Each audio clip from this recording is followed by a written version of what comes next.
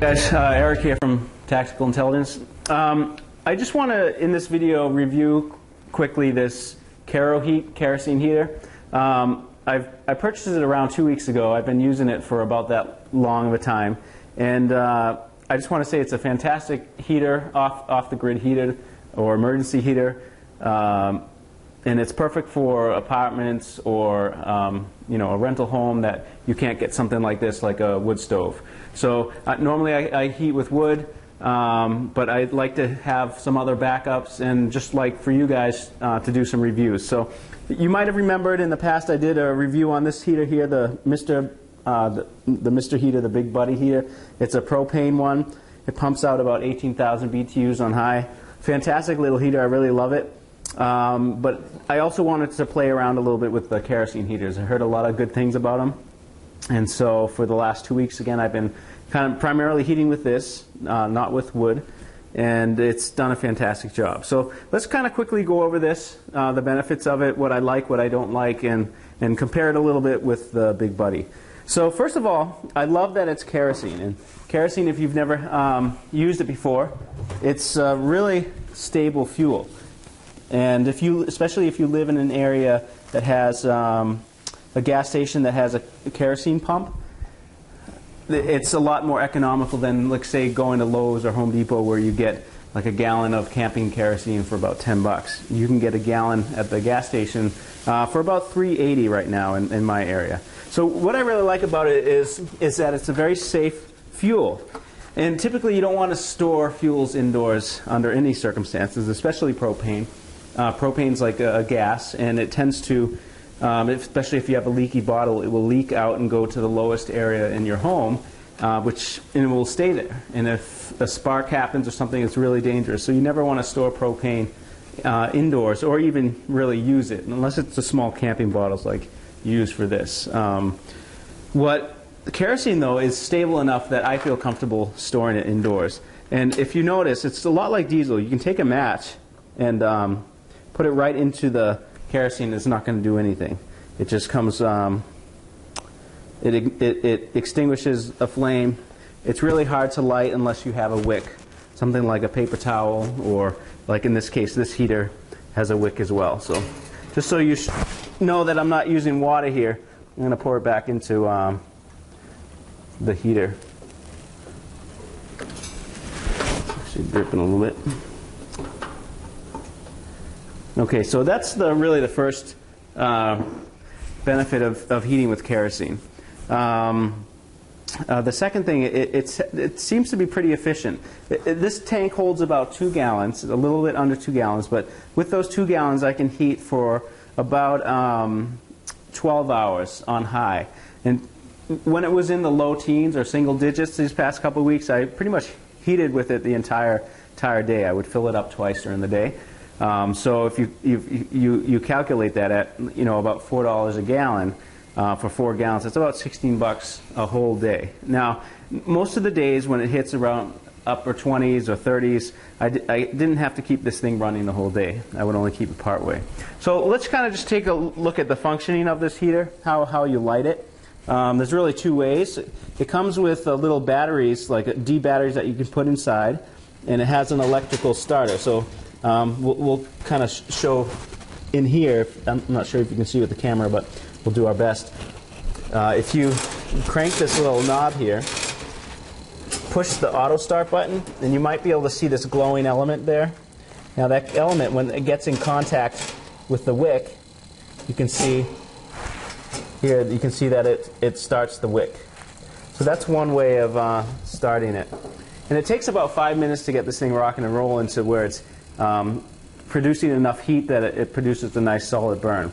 So I'm actually going to extinguish it just to show you another way of lighting it if you don't have batteries. So another way is just with a match. And it's a really simple process. You just light the match. Same kind of thing. You want to crank this up. Lift this thing up and just touch the wick, and then it lights that way. So a similar process, but you're not dependent on batteries to light it.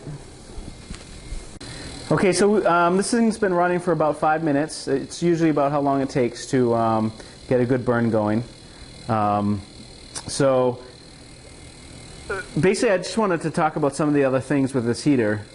One of the things that people seem to not like with kerosene heater is the smell. And I was a little bit worried about it in the beginning because it really smelled bad, and the fumes were pretty bad. It says in the manual to burn it for about an hour or two, and it should then burn off all the paints or whatever solvents or different things that the heater has to get all that stink out. But you know what, I actually noticed it wasn't until about 2 or 3 tankfuls, so a full like 36 hours. I mean, I put this thing through the ringer, and only after that time did it stop really smelling up the house. I mean, the fumes were pretty bad. But after that point, and I have really clear kerosene. I mean, you saw in that little glass it looked like water. It's not the kerosene, because if you use dyed kerosene or really bad grade kerosene, you'll get a smell too.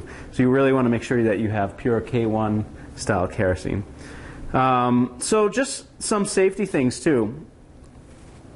What I like about it too here is that it has an auto shut off. So if it detects, similar to the Big Buddy, if there's low oxygen and there's potential for carbon monoxide poisoning, because carbon monoxide forms in the presence of little oxygen, it will automatically shut off. And same with this heater. Both of them have that. I do have a couple of carbon monoxide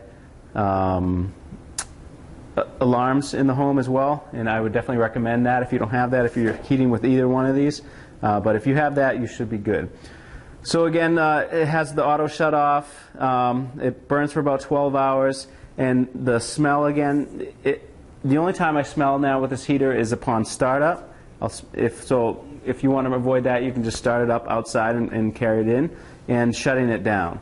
Also, when it gets to a low burn, when there's not much fuel left, the flame will actually reduce and flicker, and when it flickers like that, it also creates a smell. So that's pretty much it. It's a very simple heater. It puts out about 23,000 BTUs compared with the Big Buddy of 18,000. I really like both, and they both have their applications. If you don't have kerosene in your area, then I would definitely recommend getting one of these propane ones. If you do have kerosene, this thing puts out a ton of heat, and I would recommend getting that. And I find that this one's a little bit more easier to use than the propane one. Other than that, I really like both of them and would highly recommend either for emergency heating. So another thing real quick that I wanted to show as far as comparison, what I like the Big Buddy better than the KeroHeat here, is this one really only has one setting. You can put it on high, but the problem with it creates a lot of soot, and you can kind of see smoke coming out. But then if you put it too low, there's concern that, you know, you're not getting a clean burn and you can emit carbon monoxide. So you want to have there's a certain level in the manual that states, you can read about it. It's not dangerous or really complicated to keep it at that heat, but it only really has one heat. So it's constantly putting out 23,000 BTU. You can turn it off and on, so if your house gets, or your place gets too warm, you can just shut it off. But it's not as variable in temperature as like the Big Buddy. This one here has 3 settings. There's like a low, where just one of the elements glows, a medium, where I think one of them glows hot, and then a high, where both of them glow hot. And so the temperature differential is a lot easier or better to control with the Big Buddy than this one. If you don't care about turning things off and on, really it's not a huge deal, then this one's fine. Otherwise, you know, if you really want more of adjustable heat, then the Big Buddy might be a better choice for you. One thing that I forgot to mention was with kerosene that I really like is not only is it really safe that you can take a match and, you know, extinguish it, so you don't have to worry about spillover in most cases. The other thing that is great about kerosene is that it's extremely stable in the sense of storage. So I still have kerosene from 15, 20 years that I have in the camping cans, and the stuff works great still. So as far as a fuel that will last for a long time and store for a long time, kerosene is a clear winner. Propane's great as well. I just find kerosene kind of a little easier, especially if you have access to the gas pumps that you can fill up 5-gallon tanks of it. So having 20 gallons on hand will provide a good amount of heat for a good duration of time. So another thing to think about with kerosene heaters is just, again, the benefits of that fuel and the length of storage.